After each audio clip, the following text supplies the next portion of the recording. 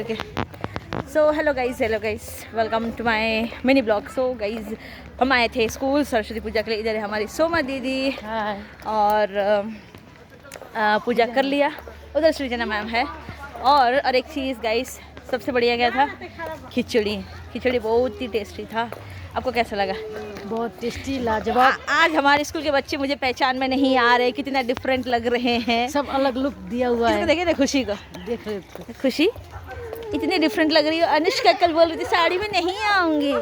भया तो अभी मैं जा रही हूँ सोमा दी के साथ, पैदल जाएंगे। जा रहे हैं हम लोग। जैसे ख़त्म हो गया। अब यहाँ से इतना दूर चल के जाना है। समझ रहे हैं इतना दूर? कितना दूर है मैम? यहाँ से कोलाबड़ी करीबन आधे घंटा। सो मैंने ब्लॉग में ले लिया सोमा दी को। अब हम लोग घर जा रहे हैं, तो मिलेंगे नेक्स्ट ब्लॉग में बाय बाय सोमा दी के साथ। सो बाय बाय गाइस।